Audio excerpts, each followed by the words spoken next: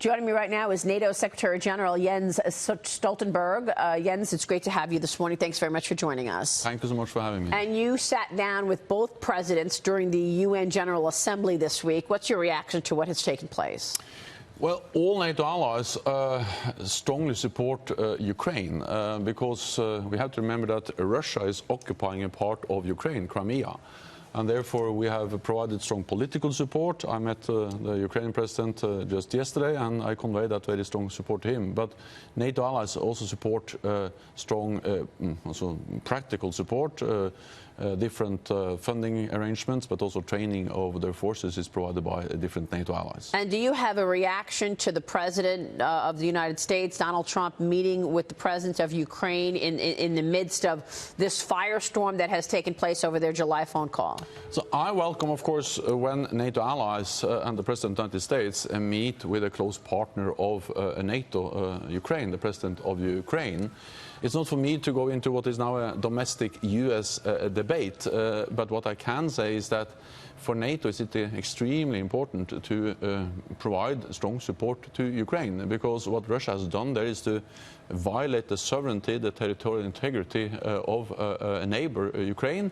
And that's the first time since the end of the Second World War that one country actually grabs a part of another country in Europe. So therefore, NATO has reacted very strongly to that. I want to ask you, well, we've got to get to Afghanistan and the trouble in the Middle East, as well as I want to ask you about what's happened recently in terms of the Saudi oil fields and Iran. In terms of the NATO allies, and you see how the president is dealing with Iran, saying this was Iran attacking the Saudi oil fields, do you want to see a response from a NATO member against Iran?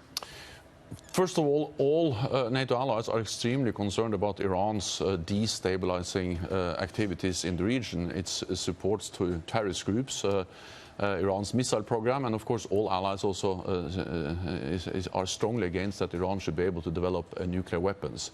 But what do you do about it? Well, what we do is that we support the clear message, for instance, from the United States that it's a broad agreement in NATO that Iran was behind the attack on the oil fields, on the oil refineries, but at the same time we think it's now important to try to find a way to avoid further escalation of the situation. So therefore welcome also the fact that the United States has conveyed that they will try to look for a peaceful solution. A peaceful solution that includes heightened sanctions against Iran. There's also issues about the Europeans and where they stand in this. Do you get a sense that Germany, France, Italy, etc., are actually on the side of the United States, or do they want to keep doing business with Iran in terms of buying oil? Well, we all agree when it comes to the concerns about Iran's activities in the region, and there is a broad agreement that Iran was behind the attack on the oil refinery, but there is a difference between allies on one issue, and that's the Iran nuclear deal.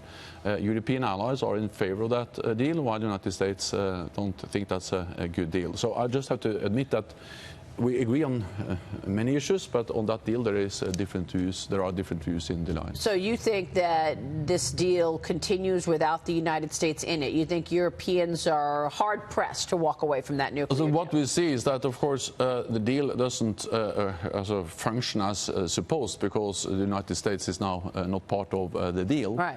And then we see that some other allies try to uphold the deal, and of course it's never easy for an alliance as NATO with 29 allies when we don't have a common understanding of an issue like the Iran nuclear deal. But again, we agree on the concerns about Iran's destabilizing activities, and we strongly condemn the attack on the oil refinery. I want to ask you about the unification of the NATO countries. Are they allied when it comes to paying up their fair share, as the president has talked about so much? But let's stay in the Middle East for a moment and talk about the fate of Afghanistan. Hanging in the balance, the country's national elections taking place this upcoming weekend, as Iranian President Hassan Rouhani refuses to meet with President Trump unless the U.S. lifts those sanctions. What do you want to see with regard to Afghanistan? So we want to see an Afghanistan that doesn't once again become a safe haven for international terrorists. And we have to remember that the reason why we went into Afghanistan, the United States, but also together with all NATO allies, hundreds of thousands of European soldiers have served alongside US soldiers and Canadian soldiers in Afghanistan for years. And the reason why we are there is to make sure that what we saw 9/11/2001 should never happen again, because Afghanistan was used as a platform to prepare, organize attacks against NATO allied countries, and the most devastating attack was 9/11. Therefore, we are there. But of course, we will not stay longer than necessary. And our military presence in Afghanistan is about creating the conditions for a political solution. Taliban has to understand that they will not win on the battlefield. They have to sit down at the negotiating table and make real compromises. And therefore, we convey the message that we will stay to create the conditions for a political solution. So do you want the U.S. to keep the number of troops there, as opposed to what you're hearing coming out of this administration in terms of winding down those troops? Well, no one wants to stay in Afghanistan longer than necessary. But right now it is necessary. Right now it is necessary because we haven't been able to come to a political solution to make a deal with Taliban, which is credible. But I strongly believe that we should continue to work for a negotiated solution. I would welcome resumption of talks with Taliban, but then Taliban needs to show real willingness to make real compromises and agree on a credible deal that will enable a reduction of NATO and US presence in Afghanistan. I'd like to add to that our presence has dramatically changed over the last years. Not many years ago, we had 140,000 troops in a big combat operation. Yeah. Now we are roughly 16,000 troops in the NATO mission, and the main activity is to do training, advising of the Afghan forces, which are on the front line. So there is a huge difference between the presence we had a few years ago and the presence we have today. Very good point, and thank you for making it. And that presence costs money.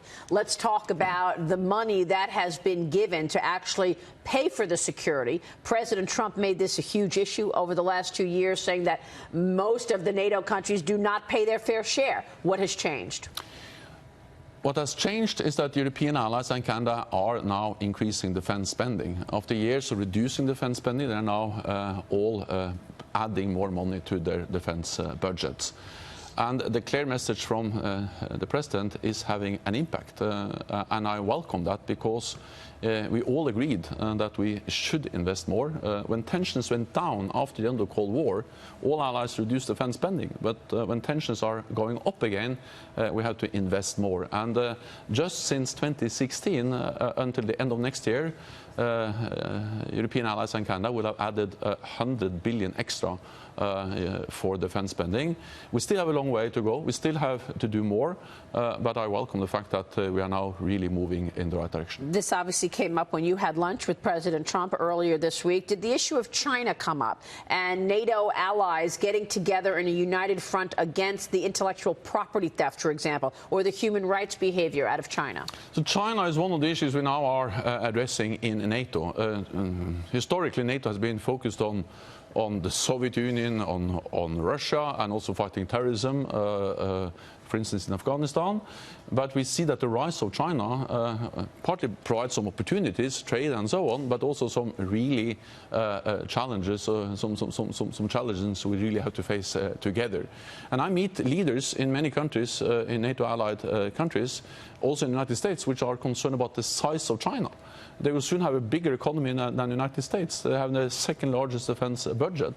And of course, if you are concerned about the size of China, it is even more important to stand together, because together, the United States and the European NATO allies and Canada, we are half of the world's military might, half of the world's GDP.